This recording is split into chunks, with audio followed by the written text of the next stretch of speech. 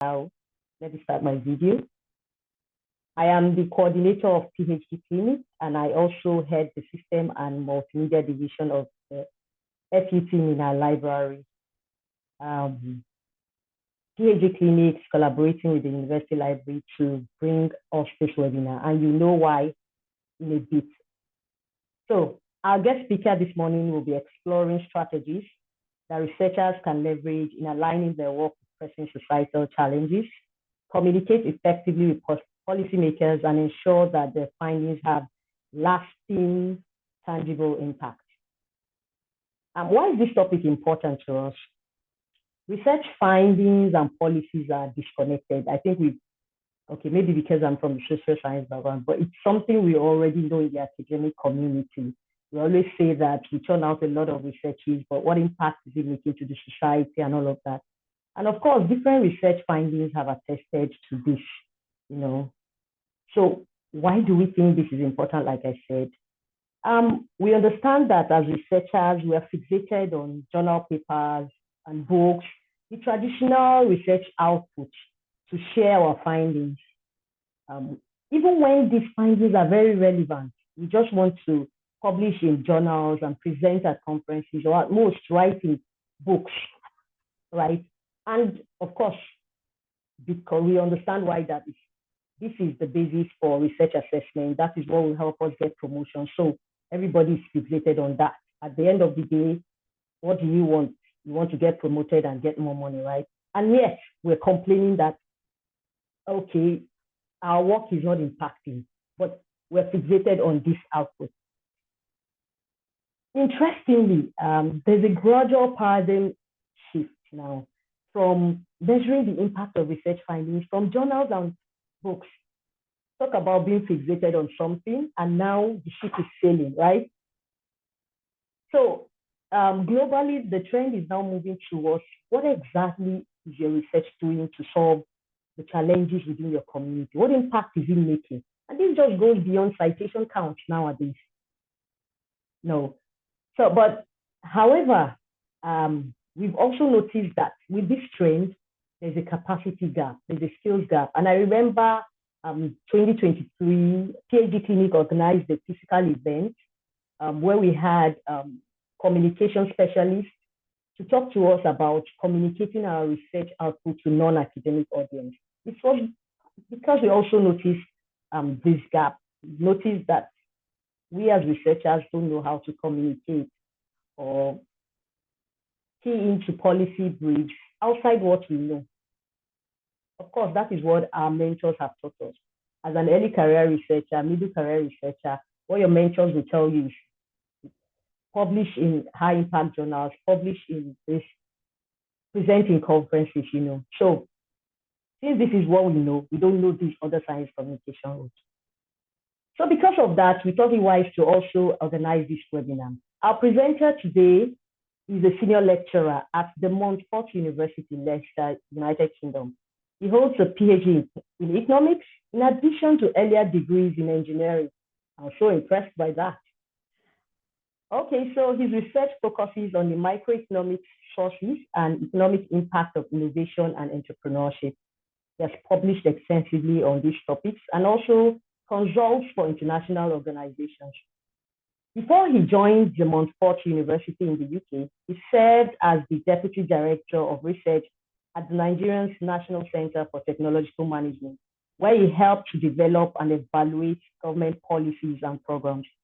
He has held visiting research fellowships at different times in his career, and he's currently a visiting research fellow at the Center of Science, Technology and Innovation Indicators in South Africa, and a research fellow at the Academy of International Affairs in Bonn, Germany. He'll be speaking to us for 25 minutes on the topic, making research relevant to policy and practice, and he will entertain questions afterwards. You can also use the chat for questions if you don't want to speak. So, ladies and gentlemen, join me in welcoming Dr. Abiodun Egbetokun. You're welcome, sir. Please carry on with your presentation. Thank you. Thank you very much. Just find. We can hear you loud and clear, sir. Okay, and that you can see my slides and that they are moving. It's always very We can important hear, to check the, okay. we It's can always hear very you, sir. important to We can check. hear you, sir. And Thank you the very slides much. are moving. Thank you, sir. Beautiful. It's always very important to check these things before you start, because nowadays you never know with technology. You could be speaking for 5-7 minutes and people are very polite. They don't want to interrupt you, whereas you're just talking to yourself. Okay, so first, I want to appreciate you all for being here, for making time out of what I believe is your very busy schedule. And I thank Dr. Sadiat Adetoro for reaching out to me. Earlier before we started, she was saying she wasn't sure whether I was going to respond, but I mean, it's academics, and this is the least we could do to share some of what we know. The truth of the matter is that nobody is all knowing. So as I share with you today, from my experience, from what I know, I know that when we have the opportunity to discuss, I'll be learning from you as well. So let's get right into it. Making research relevant to policy and practice. Now, I would like to start by sharing with you a very nice opportunity. I mean, Dr. Sadiat was talking earlier about uh, a training program that was organized a while back in your group, I believe. Let me flag these training by a group that I belong to, in which I'm very, very active, actually. I'm a mentor within this group. I write for them. Most recently, I organized, I hosted an informal conversation around the very topic we're talking about today. And I've just recorded a video which will be released soon. It's a short 10-minute video which focuses on the topic we are discussing today. So I'll encourage you to look out for that on the Author Aid YouTube page. Now, you can take a screenshot of this, write down the URL. The course is titled Engaged Research for Community and Policy Impact, and it's going to start on the 7th of October. So you're right on time. It's self-paced, it's online. So it's the typical MOOC, massive open online course, which you can take for yourself. I've taken this course in the past myself, and it has helped me a lot. So I just thought I should start with that bit of advertorial. Forgive me for that. So now to the nitty-gritty of what we're here to talk about today. When we say impact, what do we have in mind? Now, it's easy for us to jump to the conversation about impact. Always very easy to do. But I put it to you today, ladies and gentlemen, that impact does not exist in a wilderness. It exists along the spectrum of what we are supposed to be doing. Note the way I said it, not what we are doing, but what we are supposed to be doing as researchers. Impact is somewhere between our performance, the research that we do, which, I assume is good. So the starting point for us as researchers is that we want to do good work. And then we want this work to have impact. And from that, we will gain exposure, which includes wide communication. Okay, so this is the sense in which I'm going to be talking about. So we're not talking about performance today. This will be the subject of a different conversation. We're not talking strictly about exposure today. We are focused on impact. And so it's always good to start with a working definition. Those of us from the social sciences, I mean, I have a mixed background, social sciences, management, and engineering. So I know they speak a lot more about it in social sciences, or we speak a lot more about it in social sciences, but it's true across all disciplines that working definitions are important because every context is different. So for the sake of our conversation today, I would like to align with the definition of impact profiled by the Research Excellence Framework in the UK. And according to them, impact is any effect on, change, or benefit that comes to the economy, society, culture, public policy or services, health, the environment, or quality of life beyond academia. And when this effect or change or benefit is coming from research, we say that the research has had some impact. Okay? So the idea here is that the research is not having an impact unless and until it does something significant beyond academia. Now, note the way I am choosing my words carefully when I explain this. So, at the beginning, as an individual, we will not be looking for impact in terms of changing the economy of Nigeria or changing the entire world. No, we are looking for any effect, any change that we can bring, or any benefit that we can bring to the economy. I mean, you could do a piece of research that helps to make the running of your faculty or of your department better. This is impact. We may not necessarily realize that, but the truth is, it is impact. Now, how you communicate these impacts that your research is having, I think, is the game changer. And we're going to return to this point in the course of my presentation today. So for the rest of our time together, I will be speaking about three things in particular. Why is it necessary for us to think about impact? I'm not a big fan of rankings, okay? So in today's world, we talk much about what is the impact factor of the journal in which you have published your research, how many citations do you have, and so on and so forth. So when I speak about it being necessary for us to think about impact, I'm not saying it in the sense that we make impact a target, because once anything becomes a target, it becomes a bad thing. All right. Now, this is according to Goodhart's law. It basically says that once you make any particular metric a measure of performance, so that metric becomes the target. Everybody just wants to do it for the sake of doing it. So it is necessary for us to pursue impact when we do research, but not in the same sense as we think about what is the impact you have published. So I want to publish in high impact journals. Many times we think about these things and we do them just for the sake of doing them. All right. So we're not seeking impact just for the sake of seeking it. Why is it really necessary? What are the challenges we could face in the process? And then I will be sharing, based on my experience, some strategy. At this point, we will make it as practical as possible to maximize the learnings and the takeaway. So let's start with the necessity. The only reason I know of, now I have to admit there may be others, but the only reason I know of that makes it necessary for you as an individual researcher to pursue, to ensure that you take your research beyond the pages of the journal article or beyond your laboratory, is that the research policy practice interface is not given. There is nothing, and I can say that many times over, there is nothing that guarantees you that your research will have an impact on policy and that your research will have an impact on practice. That is not guaranteed.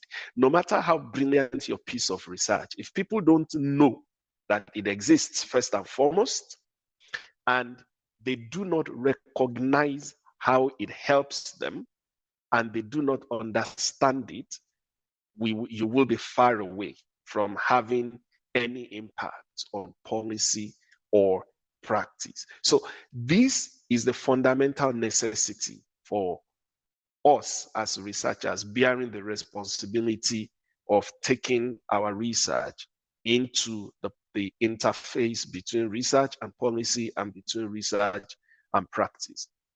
Now, why am I saying this? At a recent event where I spoke, I ran a short survey. And mind you, the people who responded to this survey were all researchers like yourselves. So, and the question I asked them was, on a scale of 1 to 10, 1 being the least likely and 10 being the most likely, what do you think policymakers will read? Okay, and then I gave these options: journal article, newspaper article, blog post, news feature, social media. I mean, you can clearly see on the screen what the response was. The verdict was that policymakers were more likely to read or to access news feature, either on TV or radio, newspaper articles. Interestingly, journal articles come last. The question then, as I post to that audience, I post to you today, if we know this, that policymakers, and this is also true of practitioners, do not necessarily read journally, why are journal articles the only thing that we produce? Why are conference proceedings the only things that we emphasize? And as I'm saying this, I'm hoping that some administrators of the university are present in this gathering, or at least you can reach them. I think the time has come when we shift our emphasis from just the technical output to outputs that lie on the impact pathway. I'm going to speak a bit more about impact pathway later, but just in case I forget, somebody might want to nudge me about that. You see, the impact pathway is the pathway between research and impact as we are discussing it. Now, a newspaper article, a blog post, a news feature, a social media post, these are all on the impact pathway. A journal article is not. A journal article basically just communicates the finding of the research. It is not on the impact pathway. So the time has come when even university administrators, higher education administrators will shift beyond assessing people's performance, assessing researchers' performance based purely on technical outputs like journal articles, conference proceedings that do not sit on the impact pathway, to other kinds of outputs that sit on the impact pathway. Right. So I thought, that point is already clear, I believe, and is made strongly enough. Now let's think for a moment about some of the challenges that we might encounter in our research beyond just the technical output onto the impact pathway. There are several hurdles in the process, and I can tell you perhaps one of the most significant hurdles is that it takes time. It takes time and it takes effort. So I don't want to promise you that, when we talk about strategies, you will see. Once we finish this, presentation today, that you will take all of the strategies I'm recommending and start implementing them. And by next month, you will have a testimony. It does not work like that, ladies and gentlemen. Unfortunately, you may, I'm not saying it is not possible. You may, maybe, but you may not. In fact, the chances are higher that you will not than that you will have, because it takes time to build the visibility and the credibility that is required. You will see when we start talking about the strategy. So start as soon as you can, because there are challenges in the process. Having impact through your research is pretty much like life. The earlier you make up your mind about what you want to do and you apply yourself to it, the higher the chances that you will achieve superior returns on time. It is that simple. There is no shortcut. All right. So what are some of these barriers? The first is the lack of accessibility.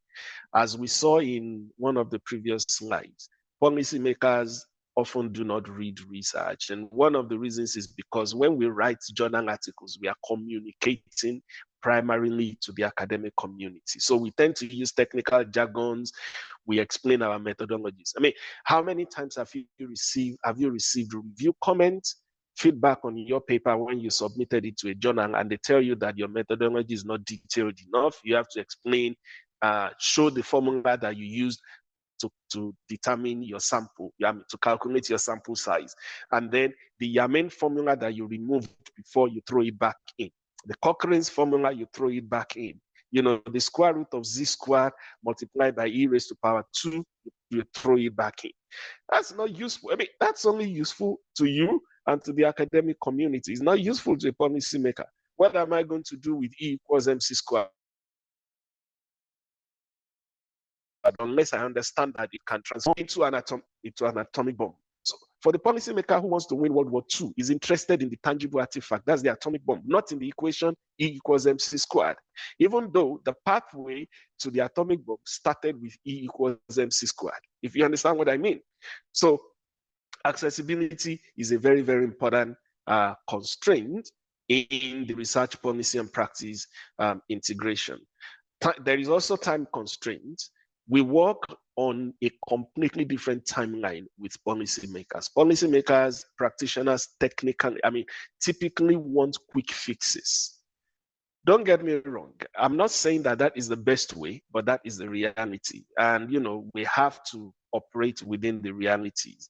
They want quick fixes. They want things to happen on time, but research takes time. Okay? That is one constraint that we have to deal with. And the fact that priorities often do not match. Apart from the fact that timelines do not match, priorities do not match. So for Mr. President, fixing the economy is a priority. If you are an environmental researcher, how to increase the share of renewable energy in the total energy mix might be your priority. You are not likely to get the attention of a man who wants to strengthen the Naira with that kind of research, okay? So sometimes defining priorities, that doesn't mean that what you are doing is not useful, okay? And there's a group of other challenges that I have put together in a category, every other challenge that you can think of, lack of funding, political barriers. This is not from our party. We call that the not invented here syndrome in the innovation economics literature. The fact that it's not originating from an APC member, then maybe we don't want to use it. And there are communication gaps, sometimes the lack of data and hurdles to implementation. Now, I don't want to spend too much time on the challenges. I believe the point is already clearly made. So let's talk about strategies. What can you do as a researcher? I've distilled it down to three broad things. There could be much more, but when you think about it critically, you realize that at the end of the day, it's about the quality of work you do and who people know you to be, how well you communicate, and how many people you know, and who these people are. So identity, communication, networking. ICN. Who are you?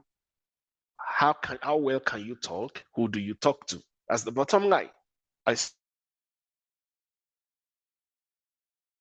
say that again. Who are you? How well can you talk? So whatever you do, try and build credibility in those three areas. So let's take them one by one. And like I said, I'm going to try full of time. So maybe I will overshoot by a minute or two, but I promise I'll try to keep within time. So identity. The point here is that you need to be known for good research. You need to be known for solid, good quality research. Look, if you are the type who prioritizes the numbers game, I want to publish more articles, and because of that, you do crappy pieces of work, you publish in predatory journals and so on, then this conversation is not for you. There is a minimum level of quality that is much more likely to get the attention of the public and policymakers and practitioners than other things. So let's do a quick exercise. We don't have a lot of time for this, but I want you to think. You can take a screenshot of this, and I'm going to try and share the slides with the moderator, the coordinator, so that she can give you access to it. So think about this. How would you complete these 3 sentences? Let me give you a challenge. I can guarantee that some of you are reading it right now and you don't have an answer. It's okay. But I would encourage you to go back, spend time and think about it. Hi. So this is imagining. It's called elevator pitch. Okay. And the idea of the elevator pitch is that you are riding in an elevator with someone. How would you present yourself in a way within the short amount of time that you're going to spend with this person? On average, it's 2 to 3 minutes. Sometimes it's less. Imagine if you enter the elevator in floor 2 and you meet this person, you say hi, and they say, look, I have the ears of the president. The conversation goes in that direction. How can you tell them about what you do that will not be forgettable? Many of us take for granted the power of networking, how you introduce yourself.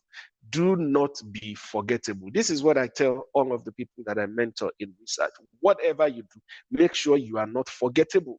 If you are the researcher that people can encounter now, and they forget about you the next moment, you are not on the pathway to impact whatsoever. All right? Now, so hi, I am so, a researcher in so. My recent project is that, and This research can help you solve it. Okay, this is a very powerful way to help you to think about what you do and how it can impact others. And now another exercise in relation to identity, I want you to imagine that you are a world-class researcher. So that means that in the world, in the top 1% globally in your discipline. This is not an excessive ambition. It is something that I believe every single researcher should aspire to. You're in the top 1%. There are millions and millions of researchers in every single discipline, except maybe the highly specialized ones like astrophysics, where the world. So if you are in the top 1% globally in your discipline, just imagine microbiology, renewable energy, medicine, whatever. So what kind of knowledge, skills, attributes, and attitudes would you possess? So people in the top 1% of your discipline, what do they look like? What are the kind of things they know, and so on and so forth. Now, then look at yourself today, where you are today. Look at these knowledge, skills, attributes, and attitudes that will put you in the top 1%, and then ask yourself, what do I need to fill this gap? This is very, very important because your credibility is what defines how much impact you can have on policy. And there are certain conversations you cannot enter unless you have a certain amount of credibility. Now, when my profile was being read, it was mentioned that I've consulted for UNIDO and so on and so forth. You know, in all of those cases, I didn't know anyone in any of these organizations. Somebody saw my profile and spoke to somebody who knew somebody, and that was how they contacted me. In fact, the first time they contacted me, I asked them, how did you find me? And they said, well, you were recommended to us by somebody. So think about this very well. I'm sure it's going to help you. And then secondly, communication. Now, under communication, I have to be careful because it's a very big topic. And I must say upfront that this is worth an entire discussion on its own. I mean, there are a series of training programs that you can enroll in. You can have, online workshops about communication and so on. But the only part of communication that I want to emphasize today is the need to learn how to produce different types of outputs.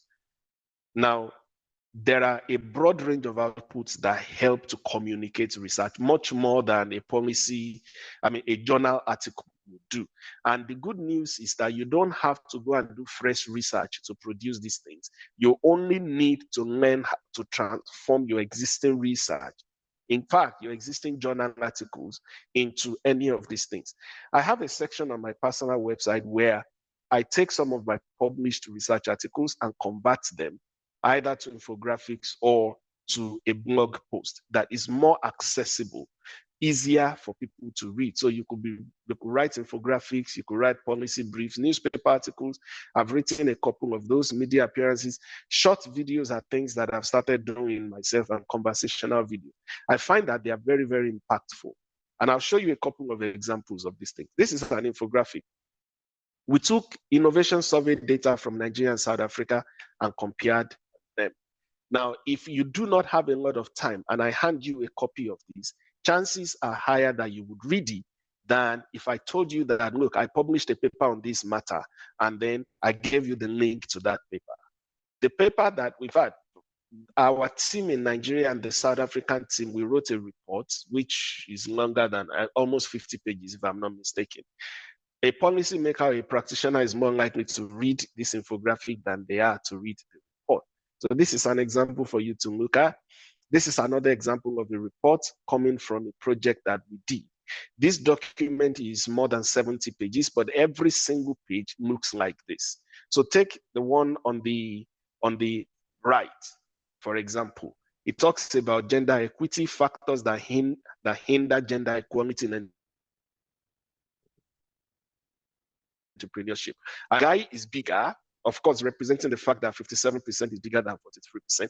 And we combine into that the fact that women are underrepresented. I mean, they are less interested in entrepreneurship because they face certain constraints, which is the load the woman is carrying on her head and includes several factors there. So the kind of thinking, this is the kind of thinking that goes into developing infographics that makes it accessible. So I can tell you that we could remove the half of that page that contains the text and the message will still be clear with just that image. These are things that you need to learn to do. And as I said, I've written a couple of policy briefs and newspaper articles myself. The links are here for you to look at in your own time. We won't have time to be going through all of them one by one. This is an example of the kinds of videos that I'm talking about. So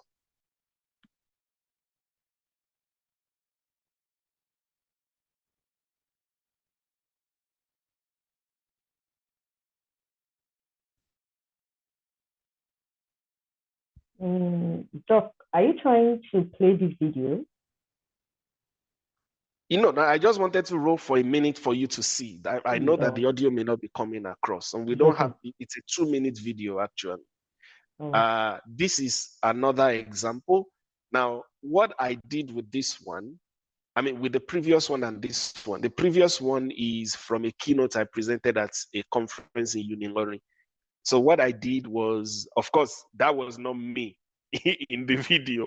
So I took the audio recording of my presentation, took it to Adobe Express, and made that short video. It's a sound bite, that's what it's called. And I think it's also one thing that if we learn to do would help a lot. This is another sound bite from a presentation similar to this one that I made a couple of months ago. I think it was about almost a year ago now. So these are some of the things that we can learn to do that will help us to communicate our research. I've included them here deliberately for the sake of completeness. Makes the presentation a bit heavy in terms of the size when I want to transfer them, but I'll find a way to share so that you can access them on your own and think about how they would help. And finally, let's talk about networking. Now, the main point here is about who you talk to. It is critical to understand stakeholders and interact with them very, very widely. There is a saying that if your work is of very good quality, men will beat a path to your door. That is true, but not where there is already a lot of competition. For every topic that you study, there are hundreds of other people at the minimum, to give a conservative estimate, who are studying the same thing. The issue is you have to make yourself stand out. And one of the ways you can do that is to understand who your audience is and interact broadly within that audience group. There are several ways you can understand your audience or your stakeholders. I like to use any of these tools that you're looking at on the screen. So each of them is different, but they perform the same function. They help you to map your stakeholders. So the first one is called the power interest matrix. The middle one is the power predictability matrix, and the final one is the knowledge support matrix. So basically what you do with this is that you try to identify who are the stakeholders who might be interested in what I'm doing. Depending on which of these tools you want to use, you then think critically and objectively about their attribute on the x-axis and the one on the y-axis. So let me show an example of how this might work. So say I've written a paper and I've thought up a particular policy proposal on renewable energy, maybe how to increase the concentration of renewable energy in the national energy mix, all right? And I want to write a blog post. One of the first questions I would ask myself is, who are my key stakeholders? So I can think of government regulators, local communities, and so on and so forth. And then I want to map them using the knowledge and support matrix. The reason I'm using knowledge and support matrix here is because I want to be sure that I'm pitching my policy proposal when I write my blog post or policy brief towards the right audience. And I want to know who is most likely to support me so that I can target them. So I just put the list of stakeholders that I already have into different matrices based on what I believe is their level of knowledge and the potential degree of support. Now you will see that on the top right hand, that's where I have environmental organizations and academic institutions. They are the most aware of my topic. They are most likely to be the most supportive in my assessment.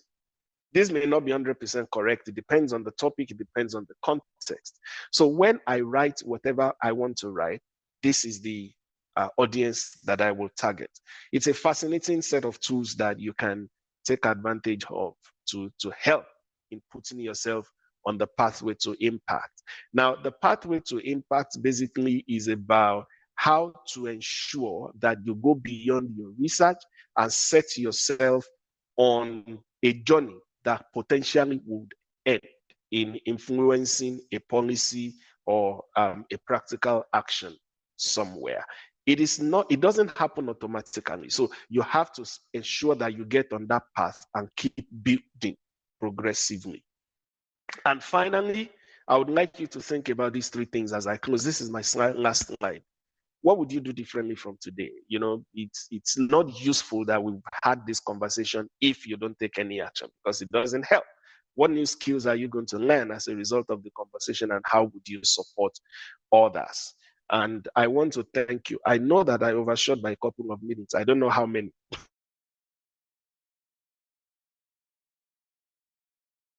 But forgive me for.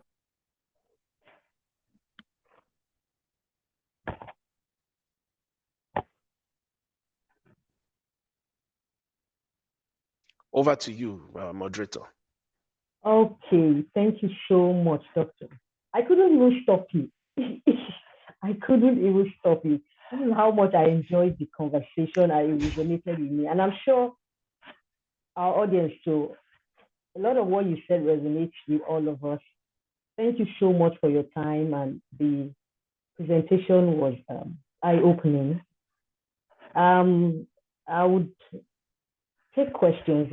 I've been checking the chat to see if we have people that have dropped questions, but I want to I will not necessarily say add to, but bring out a pointer. You know, when you were, I don't know if you said we should remind you about the impact pathways.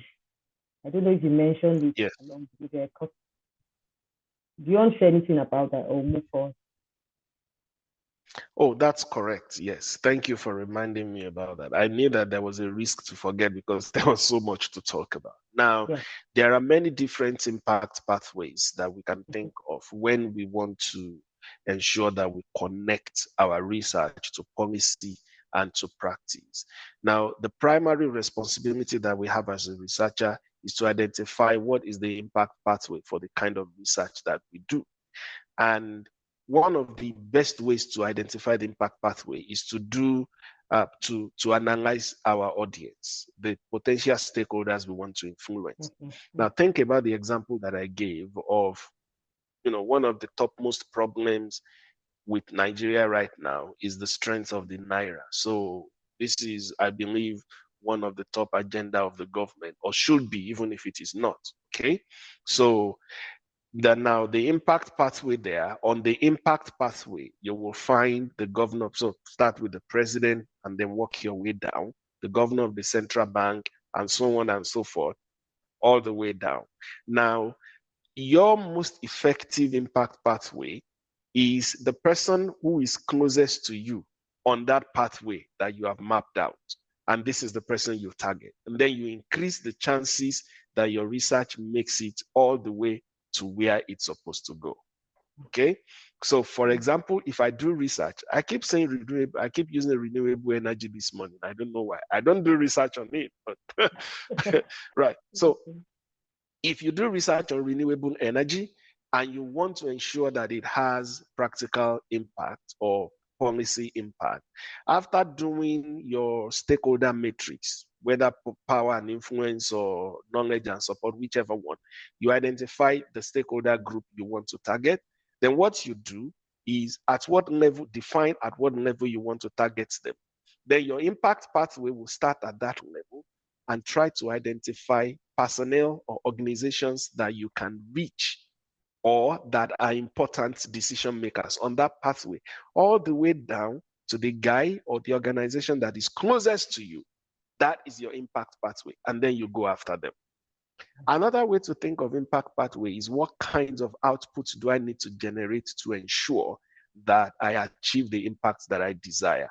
So I could go from my journal article in the journal And then on that basis, I write a blog post. On that basis, I reach out to a friend in the media. And I always recommend have 1 or 2 friends in the media. Okay. And then can I write a newspaper article? Can I come and speak on your radio program and so on and so forth? Excuse me, and so on and so forth. And then, so you see, you're already building from one step onto the next. This is how impact pathways work. Thank you. I hope that suffices. We could have a whole, a whole separate discussion about impact pathways, and we will not finish today if I continue. So let's allow for a few more, conversation points. But I hope that is useful. Sure. Thank you so much. Another thing I would like to mention was when you talked about transforming our research findings to diverse research output, and I like I said, it resonates because it looks like researchers do a lot of research findings, but that skill gap, and I think maybe we would have to have further capacity building that will be targeted specifically on building the skill gap. This looks like more like an awareness session for us to know that these are the things we're supposed to do. And I think the most I've seen is maybe when you have external funders that commission researchers to do research, and then they talk to their stakeholders. Else, the other things we do are usually focused on what we have talked about, journals and all of that. And maybe, again, thinking about it, it could be that researchers are also looking at the issue of funding, so if the assessment committee is not asking for all of these things, why do I have to spend money or take all of the effort? What is interesting is that except you do those things, at times the money may not come. I hope I'm right. So on this note, I would like to call on our participants. If you have comments, questions, you can raise your hand or use the chat. So for comments, is Professor Olani on the call?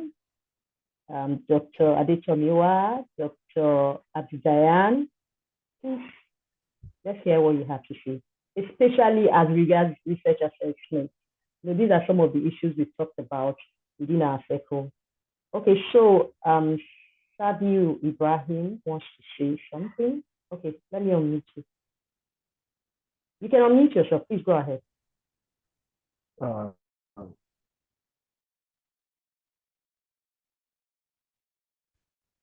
Good morning, sir, and thank you for this wonderful presentation. So you made mention of three keys, that is the identity, network, and communication. So I just wanted you to shed more light and differentiate between the networking and communication. I think they are almost the same thing. The communication and networking has to do with at least collaborating with other people from different locations. Hello? Yes, I heard you. Yeah. Look, should I go ahead and answer now, or we want to collect a series of questions before I answer? Okay, okay, like, so thank you, sir. Are there other questions? That's my question. Okay, Mr. Ibrahim. I'm not seeing any other questions, so maybe you can go ahead, Dr. Respond to Mr. Okay, thank you. Now, they may sound similar, and in practice, sometimes they overlap, but communication and networking are not the same. They are distinct. The easiest way for me to distinguish them, which I like a lot, and the easiest way to explain them is communication is about you having something you want to say and actually saying it. Networking is about having somebody to say it to. Okay? So if I had come here today and I started talking to you about ASC logit, alternative specific conditional logit, and none of you had any understanding of microeconometrics, I would have been saying something. To my mind, I would have been communicating, all right? But this is not actual communicating. I'm just passing a message. You To the extent to which you do not understand me, then I'm not communicating. So this is where networking comes in. Communication does not work, and that's why I said they overlap. Communication does not work unless I find the right audience first and foremost. So it is my networking that will help me to find the right audience, and then whatever I say will make sense, because now I have the right audience. So networking helps me to travel the last mile in communication. That's how it works, but they are not the same, even though they overlap. I hope that helps. Thank you so much, man. I understand it. Okay, Doc, thank you for responding to that. I think another thing I would want you to, would it be clarify, or is the issue of, you mentioned at the beginning of your presentation how assessment criteria should shift from just sole dependence on metrics and the journal and conference thing to accommodate some of these other outputs, because I still feel the crux of the matter is because our assessment criteria focuses on all of these other issues. Is there a way using this impact metric? I don't know if it's something that has worked in the UK. I know the UK has the research excellence framework, but the equivalent of what we have here is still a lot dependent on the traditional metrics. So is there any way we can, using the impact pathway? Something seems to have gone wrong. Oh, sorry, please. Sorry. Looks like I was off a bit, right? Can you hear me? Was about how I said assessments need to change. Yes. From the traditional output. Yes. Using the impact metrics you talked about, is there a way we can influence leadership at funders, at institutional leadership, so that they see the influence, maybe using universities outside the country that has worked. I spoke with somebody from China or so, and I think what she said, she told me something that I found very interesting. So that yearly the government does what we call a fair, I don't know, maybe a university fair, where you see universities coming to really showcase the impact. Now, not just the metrics. That way they get funding for the next year, something along that line, and that it has really transformed the approach that researchers use for their researches, because they know, okay, at the end of the year, you're not just showing the numbers, you have to show that it has solved the problem in your community. However, I'm always very skeptical about copying and pasting, because we have our own contextual issues. But I ask you because, of course, you can relate, and I checked your website to see some of the researches that you have done, and I see that it's within the Nigerian environment. I don't know, with your experience and expertise, how do you think you can approach that to influence policymakers, like I said, and institutional leadership? Thank you, Dr. I'll be honest with you. I think that's a very big question. I know, right? It's not big because it's difficult to answer. We know the answer. The answer is that we should change the way we assess researchers' performance to de-emphasize just mere output and elevate impact. This is finally where we are going. And the bottom line is that institutional approaches need to change. The answer is simple. The problem is how to make it work. This is where it becomes difficult. And I have to admit that there are no perfect systems, to be honest. The Chinese system is good. In the UK, they have what they call the Research Excellence Framework. What happens is that once every 4 to 5 years, the Research Excellence Framework. So within the Research Excellence Framework, there are different panels. And if your university has like 7 faculties, for example, so you will submit output from each faculty to a panel that is relevant to that. Okay. So for instance, microbiology, biochemistry, medicine, and so on, they are in the clinical sciences panel. That is where you submit outputs to. And you have to submit your research output in terms of publications and you have to submit what they call impact case studies. Now, an impact case study is a proper case study that you have to spend time writing, not just a 2-3 page document. The average impact case study is it's between 7 and 10 pages long. You have to explain the research that you did, the people you communicated it to, and the actual impact that it had. And if you remember how we came from REF, you can imagine the level of scrutiny, the level of achievement that they expect. Now, the reason I said no system is perfect is because I know that people lie on these kind of things all the time. So it's nothing, but this is a system that has worked. I mean, to the extent to which it has its own weaknesses, to the extent to which people can lie, it's also better than not acknowledging or not changing our systems. Now, within the Nigerian context, I think we have a much higher rate of institutional rigidity. Institutions are rigid, but by definition, that's why they are institutions. But in Nigeria, it is a lot more rigid. Now, assessment is not the only spot where I have problems. I also have problems with tenure. So how people become professors. I don't know if you are aware, today in the Nigerian university system, it's really difficult for you to be a professor in a discipline unless you have 2 degrees from that discipline. So somebody like me will struggle to become a professor in any Nigerian university. If I don't have a master's and PhD or a BSc and MSc or BSc and PhD from the same discipline, it becomes difficult. There have been conversations about this over time, but it's just slow. Now, I'm saying all of this because we need to manage our expectations regarding how quickly our institutions can change. But that being said, it doesn't mean that it's not possible. It is in fact possible, and I think it starts with communication. It starts with communication, ensuring that we share these kinds of ideas and conversations at the highest level possible. Okay?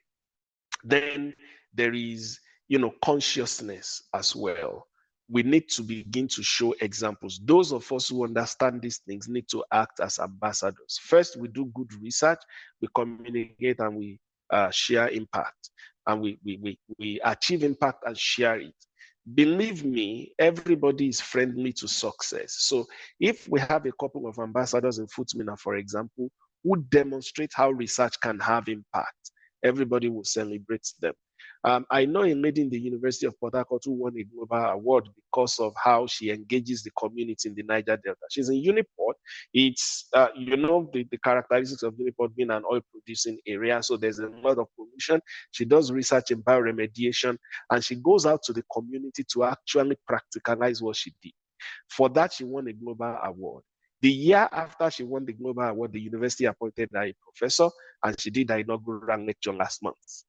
So everybody is friendly to success. So I think 2 things we need to do. We need to communicate more, share these ideas more with people we know who are in leadership, and then we need to demonstrate, lead by example, show examples of why, assessing a broader range of output is very, very useful and it's relevant. And I'm sure that once we show examples, it becomes easier to convince people. I don't know if that is helpful, but it's not. I know it's not a perfect answer, and there are no perfect solutions, to be honest. It will take time.